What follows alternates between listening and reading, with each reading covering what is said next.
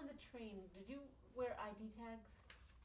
Oh yeah. Tell me about that. When we got on, we were all issued ID tags, and it had numbers, name and number on there.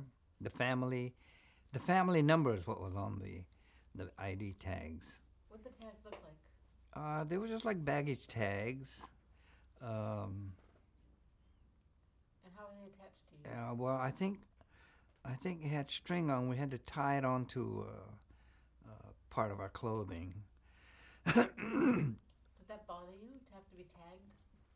At the time, I did not think about it at all, but No. When you arrived, oh, go ahead. What were you going to say? but like in the movies, sometimes when I see these depictions of people being tagged and herded around, I thought, oh my gosh, we went through that, and that was terrible then. But actually, I didn't see it as that. I thought it was just a way to identify us, which that was what it was, I guess. When you got to Jerome, did you get another tag? No, when we got to Jerome, um, we were not issued tags or anything. We just got off, and that was that.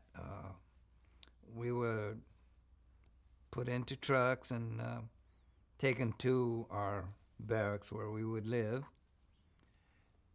Who took you? I mean, tell me again what it looked like when you got there. There's a forest. I mean, did you see a Well, forest? actually, at the beginning, I didn't see the forest. The area in front of the camp where the railroad track where we stopped, it was all kind of scrubby weed growth and bushes, and the trees were on the edge of the camp. Of course, if I had been looking, I could have seen that, but all I saw was what was right in front of me for a long ways. It was just nothing, and I just thought it was nothing boonies there because it looked so uncivilized, like the frontier. Now, the people who came to pick you up, did you remember hearing them talking? Were they Caucasians? Were they Japanese? Actually, the people that came, there was MPs and the Japanese. Some of the Japanese people that were already there were driving the trucks, and we got in the back of those trucks, and they heard and they delivered us to our blocks where we would be staying. Tell me what you thought when you saw where you were going to stay. Well, I saw those black tar paper buildings. I thought, oh my gosh, it. I didn't know the word concentration camp at the time, and it just looked like a whole bunch of barns. It looked so dark and depressing, and it was scary. I guess not scary. It was more apprehension, I guess. Yeah, worrying about the unknown. And but once we got in there, in the rooms, there was one. I guess that room was 20 by 20 or something like that, and it was our whole family was going to have to live in there. And there was a potbelly stove, and that was it. No furniture. No furniture, and so. What were you supposed to use for chairs and beds? Oh, there was some those army beds like yeah, that's all there was, and the mattresses on there, and I guess they gave us sheets.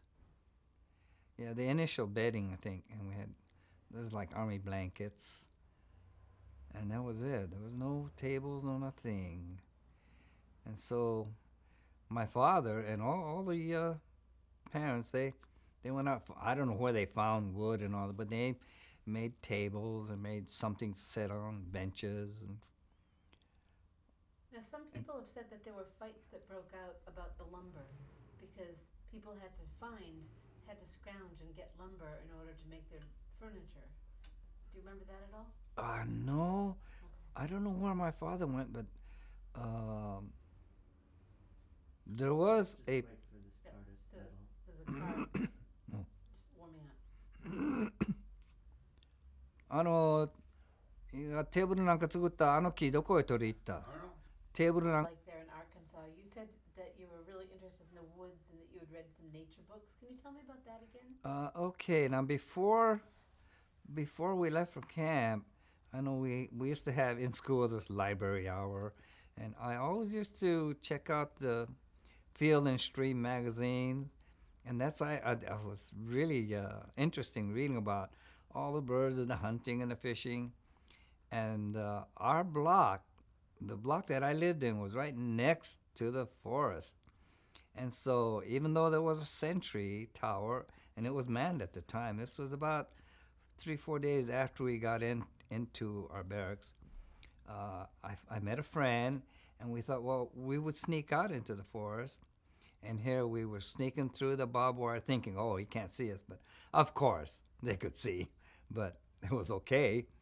And so that was the first time ever that I'd been in a what you call a forest, and it was really really amazing. It was magic. Uh, Squirrels all over, and birds. Oh my God, I'd never seen so many beautiful birds. This one bird, especially the cardinal, it's pure red. And the first one we saw, we followed it for quite a while, and then we started seeing more, and there was all the red-headed woodpeckers, and it was just beautiful. You said before that you rabbits, raccoons, possums, and you said you felt like Huck Finn and Tom Sawyer. Can you tell me that? Oh yeah, like we'd walk. The more we walked and played in there, in the forest, uh, I would see all the rabbits, and then when we'd go to the bayou, there was this little river like.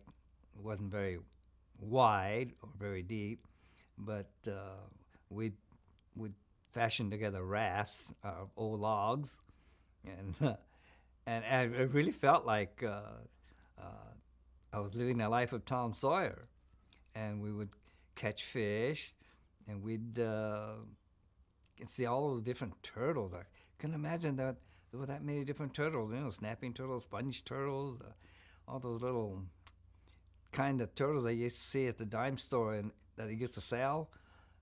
Even those kind, and all different kinds of fish. Oh my goodness. Catfish, garfish. That was really a rare for me. I've never seen a garfish. And there's crappie, bass, perch. And I still am amazed that you managed to sneak out and see all this. Well, every day with nothing to do, we would go out, and a lot of times I'd even just go by myself. And I made a slingshot, and I try to hit some of those things. Of course, they're too fast. And I used to see deer. Sometime a deer. It was amazing. And you, how did you get out though? Did you go through the barbed wire?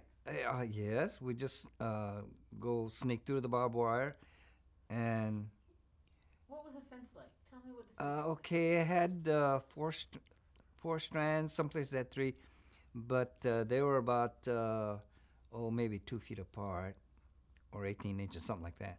And we would just push one down and crawl through.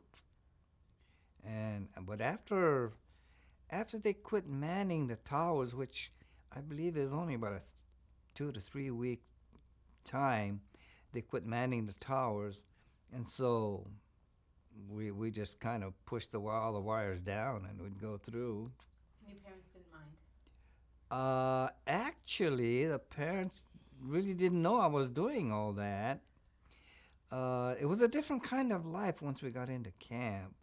The parents, they were both, I had to do some sort of work. My father worked, the first job he did, I guess he was a woodcutter. And my mother worked in the mess hall. You didn't go to school? Not at the first, for about 2 weeks there. And then, and then I thought, oh, this is great. No school, just going to be like vacation. But no, after 2 weeks, yeah, they said, okay, we're all going to have to go to school. So So that that changed things a little bit. let's go back to you being the naturalist here. How about snakes? Yeah, saw my first rattlesnakes, and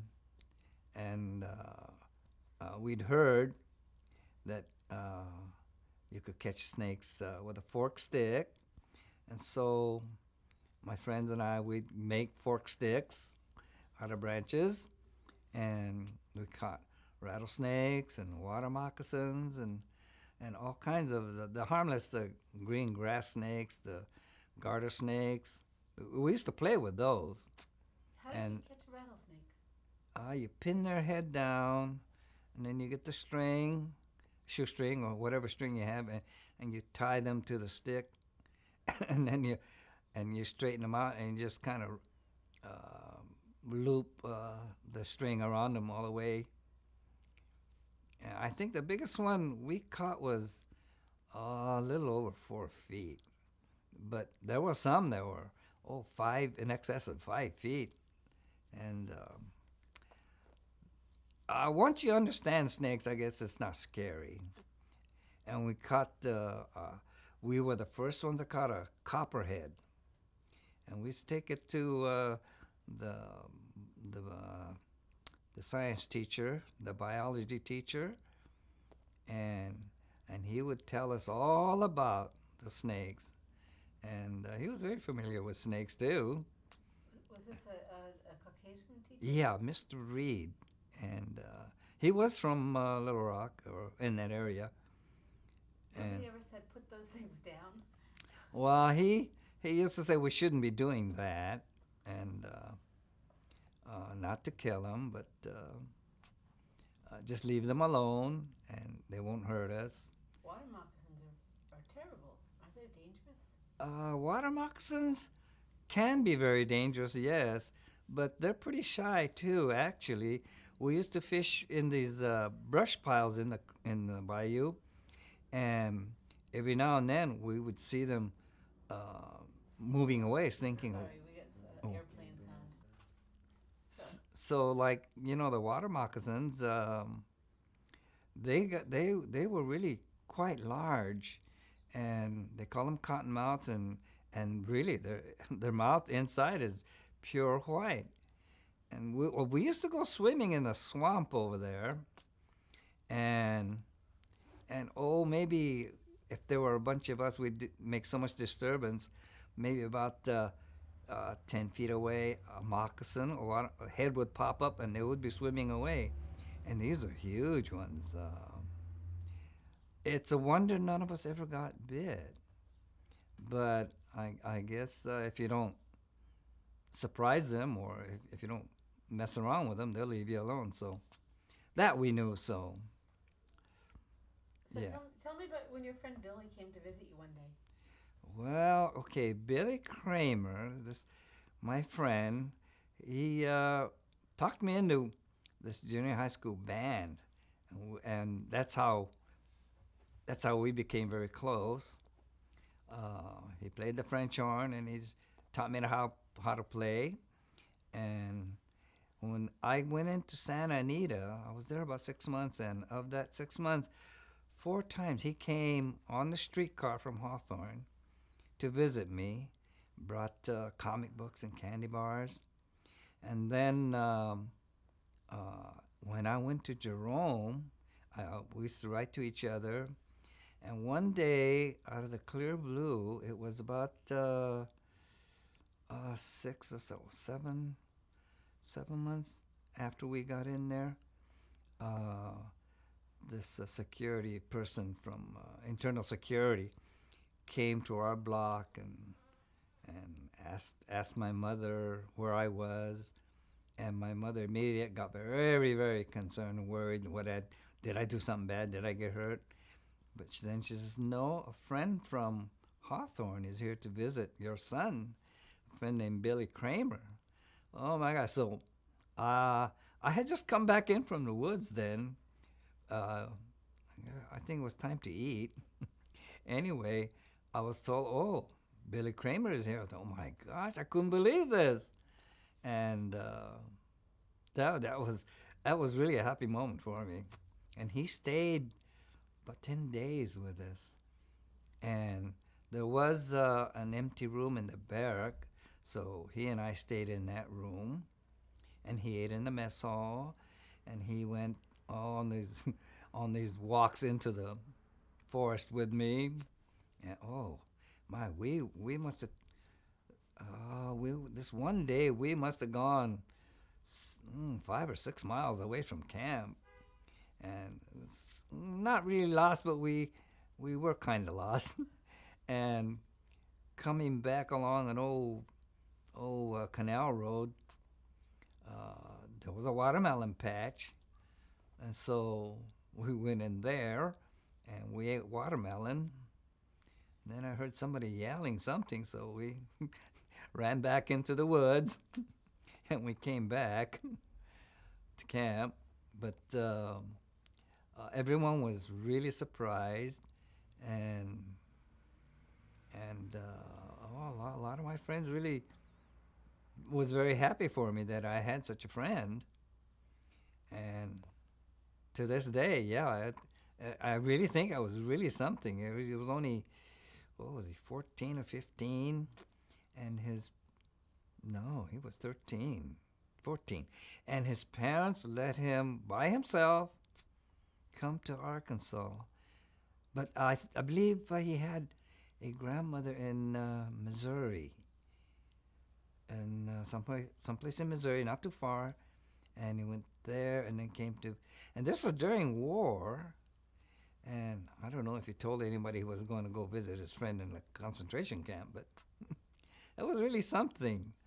Yeah, what a friend.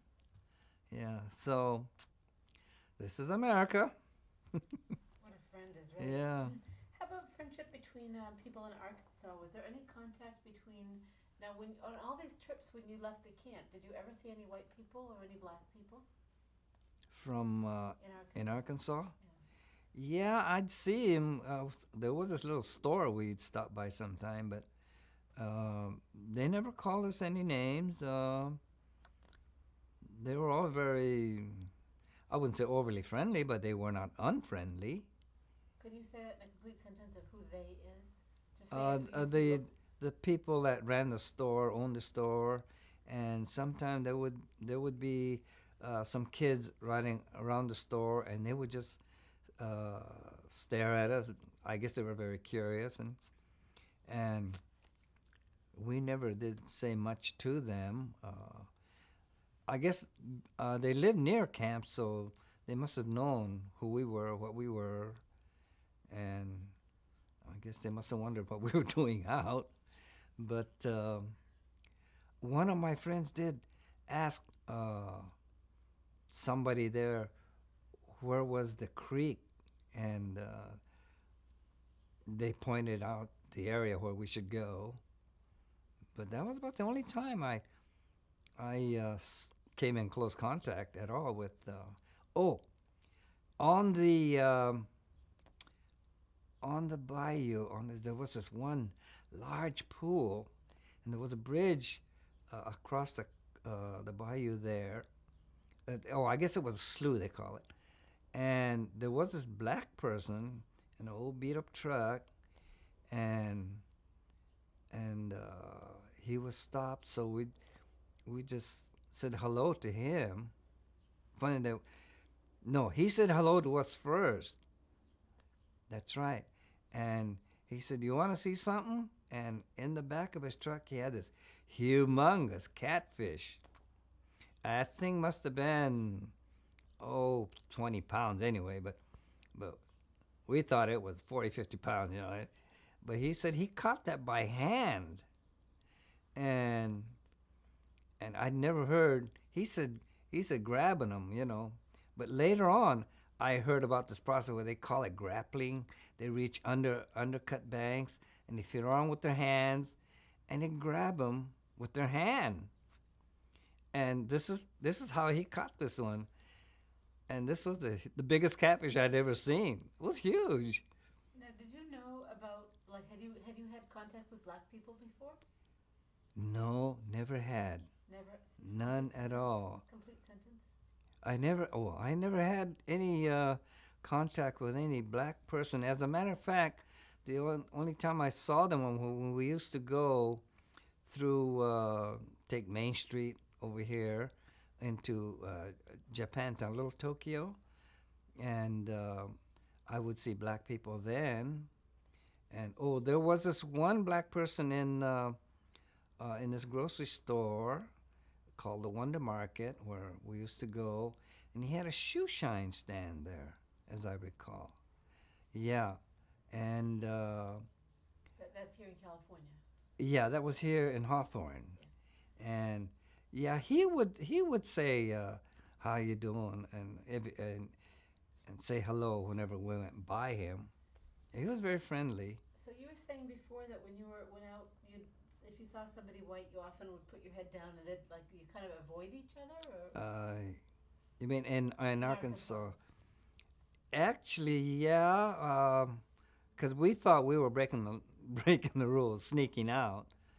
So we tried to be as invisible as we could, but they never said anything, and we never said anything. So I guess so. Were there friendships inside the camps between whites and Japanese Americans? We'll just wait for Yeah, this. okay, I sorry. think it's a street cleaner. Get a sense of contact between black and white. Now, where you went to school in California, you had white teachers. Now you said you were in mostly white schools. Now in Arkansas, just tell me what was the relationship like between the teachers, between your teachers and the kids in the class?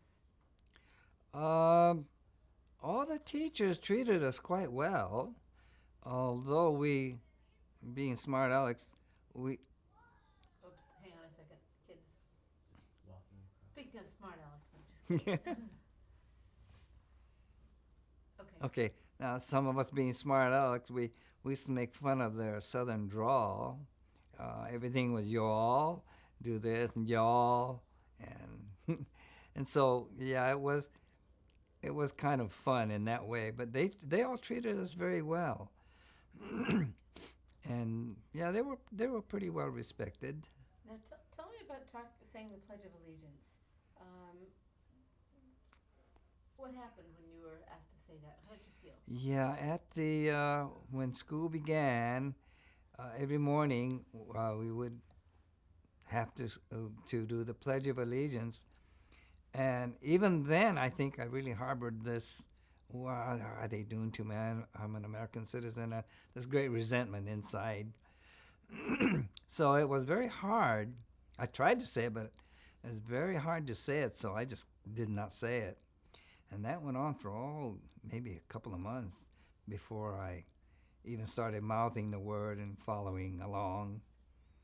And it was very hard. I really believed on those words. And so to have this happen, it was then very hard to believe in those words that we were saying every morning. I didn't know if I could pledge an allegiance to this country. And even at that age, I guess I was really mad at the whole situation. Yeah. I understand. Did your teachers ever say something about it? I mean, was this ever an issue that kids talked about?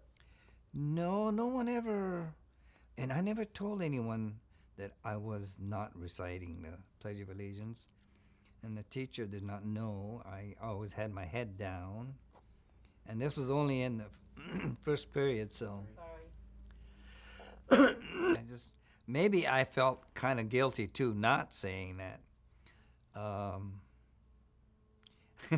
Come to think of it, I don't even recall telling anyone. I knew my own parents. It's always just been.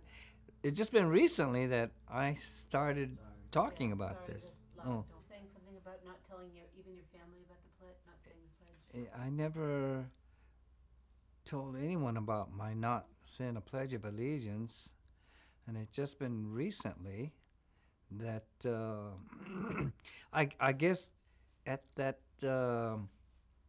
when we had a all camp reunion here last year, I think that was the first or second time that I said something about not mentioning about my not saying the Pledge of Allegiance. That was Do you think your sister said it? pardon? Do you think your sisters said it in school back in Arkansas? No, I didn't. Did you think your sisters said Oh, it? you know, I never asked about them. I never asked if they said the Pledge of Allegiance or not. And when you were saying it in school, was you could hear it all around in your class? Yeah, all my classmates were saying it. I don't know anyone else that. There could have been others who did not say it, but I never knew about that. I just always thought it was just me. So. You were very aware. You were very aware of citizen rights. Yeah. I think I don't know how it came that way, but I really felt violated. My civil rights. Say that again in a sentence. Oh, I guess I really. Well, come to think of it, I really did resent this violation of my civil rights.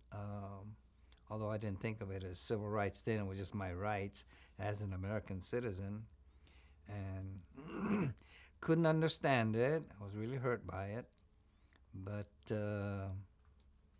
I guess at that time, though, there wasn't anything I could do about it. So I don't know when I outgrew this feeling, but I guess as I grew up, I got wiser and understood a lot more. So in that way, I guess I changed. Well, that was one thing you could do about it, is you could refuse to say the pledge. Yeah, I guess that was my way of fighting back by not saying the Pledge of Allegiance. Actually, I didn't think of it as fighting back. More, it was just for myself, I guess. No, I guess that is fighting back. Yeah, letting. I resented it. So yeah. That leads me to the whole question, the loyalty change questionnaire. Okay.